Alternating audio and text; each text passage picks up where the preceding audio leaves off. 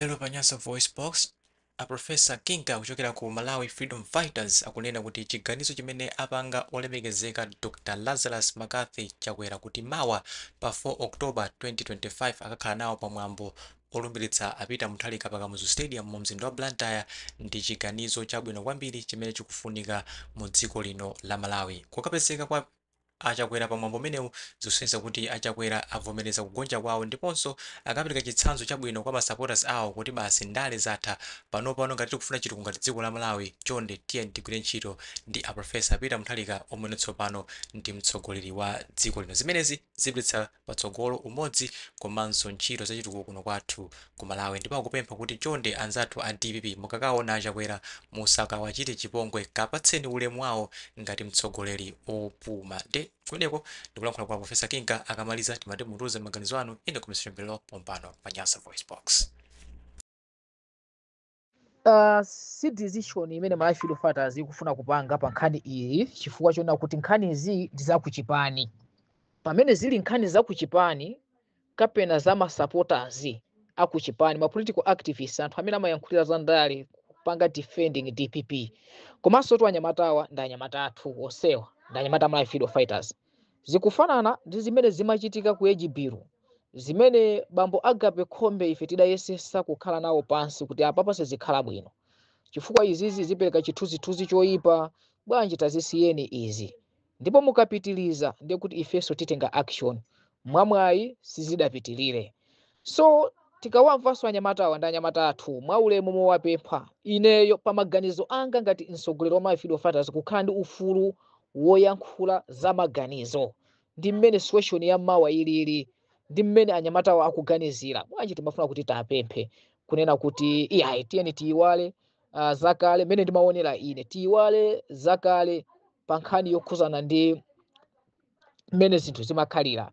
Komano ngati pali mwambo umene ma president aja afuna kuti apite akapereke mphamvu, ndiye boma akuchipaniso avomereza, ndimaona kunali kofunikira kuti anthu awa sitikuyenera kukawowoza, kukakuwa, kukagenda myala, ayi apite ndithu akapereke mphamvu za usinthanisa usogoleri kuchoka kwa achakwera kupita kwa izizi ndi zimene zinali zofunikira nthawi zonse zimene takhalazi koma sizimachitika.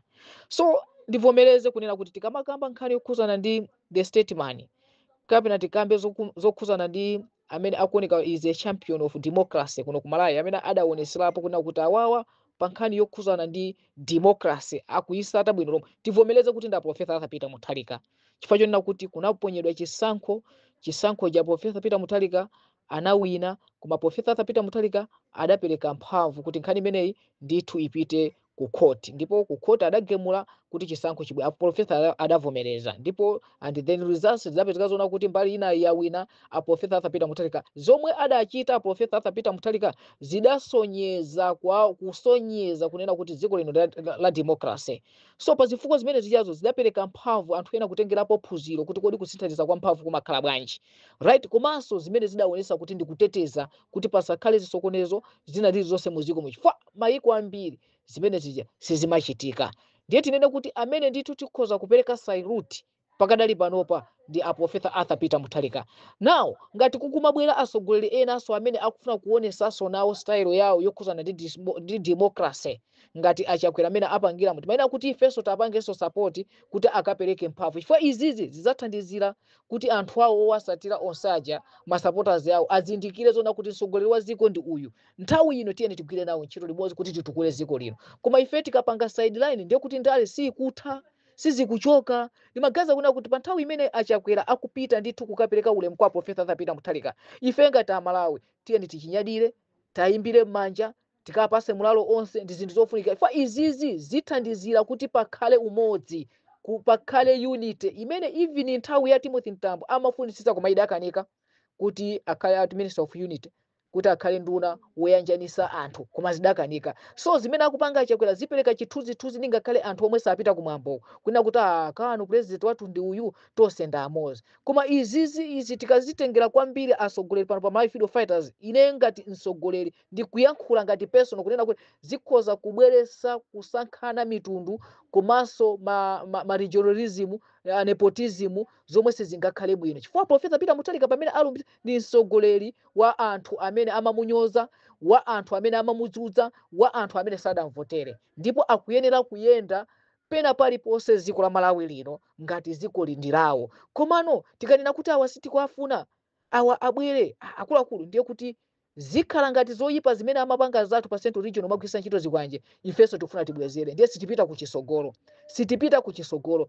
Nkhani yokhuzana ndi kaya corruption, kaya zokhuzana ndi wina aliyense azayankha payekha according ndi mmene adapalamulira makamaka pa malamulo a dziko lino, ndipo adindo ma AGS amenewo azapanga nawo deal. Koma nkhani yokavomereza kuti uyu ndi mtsogoleri wa dziko Amalawi, timayenera kuti please chonde mokumbukirani mwendo anyamata Malawi freedom fighters amene muli ku Blantyre, ndipo timukupanga izi ngati kuchipani, osati ngati kubungwe, koma ngati kuchipani. Tikupempheni kuna kuti iyayi taphunzirani kumanga umozi, kukhululukirana, komanso osabwezera chinthu choyipa chimene anthu ena amapanga.